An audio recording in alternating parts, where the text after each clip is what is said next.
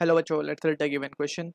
The question says the magnitude of magnetic moment of a rectangular loop ABCD figure 1 carrying current I is M. EF is the perpendicular bisector of side AB and DC. If the loop is folded about EF, that is in figure 2, to convert it into two mutually perpendicular planes AFED and ECBF, then the magnitude of new magnetic moment will be option 1 M, option uh, 2 basically m by 2, option 3 m by root 2, option 4 root 2 m. So in this situation we need to understand as a key concept about the concept of magnetic dipole moment. So magnetic dipole moment को basically it is defined as m bar is equals to I into a bar. यहाँ पे by definition we can say it is a product of current and the area which is enclosed by the current loop. ठीक. So इसको समझते हैं. Let's say we have a loop. अब ये loop किसी भी shape का हो सकता है. We are taking circular loop over here. And इसमें जो करंट फ्लो है let's say it is flowing in the anticlockwise direction. ठीक. सो अगर हमें मैग्नेटिक मूवमेंट का डायरेक्शन मैग्नेटिक डायपोल मूवमेंट का डायरेक्शन चाहिए, so just we will use the right hand thumb rule in which we need to curl the finger of the right hand in the along the direction of current, so thumb will give the direction of magnetic movement. अब magnetic movement will be in the above direction, right? and जो area की हम बात करते हैं that area corresponds to the area enclosed by this loop, and if we suppose that this radius is r, so area हो जाएगा हमारा, it can be written as pi r square, right? and हम देख सकते हैं कि magnetic dipole moment का direction along area vector है, so area vector will also be taken in the upward direction. so ये चीज हो गई हमें about the magnetic dipole moment. ठीक. also we need to understand कि अगर दो vectors को हम साइड ऑफ अ पैरेललोग्राम से रिप्रेजेंट करें, let's say p bar and q बार, ठीक है ना, दो वेक्टर्स हैं, सो इनका जो रिजल्टेंट होता है एंड दोनों के बीच का एंगल हमने माना है theta, let's say, so resultant जो आता है, रिजल्टेंट विल बी जो magnitude it is given by the formula resultant of magnitude by parallelogram law, that is p square plus q square plus 2pq cos theta.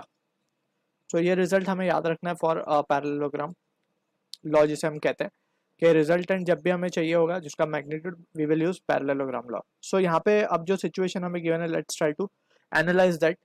अब हमें यहाँ पे A B C D में जो moment given है वो given था m, right?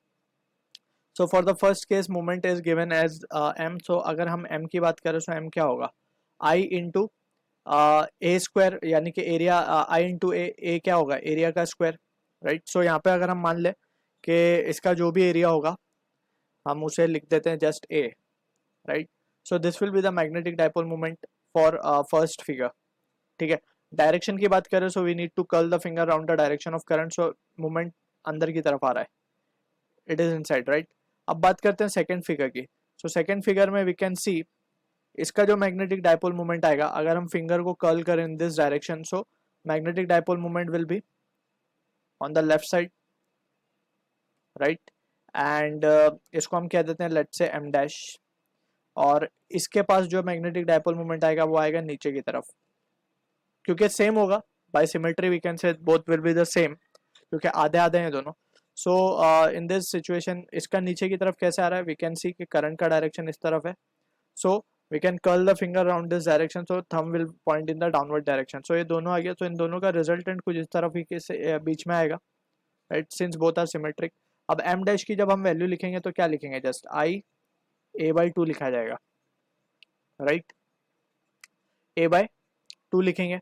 अब यहाँ पे हम देख सकते हैं कि just it can be now written as IA को तो हम m लिख सकते हैं, so this will represent m by 2. Basically magnetic dipole movement क्या हो जाएगा, हाफ हो जाएगा.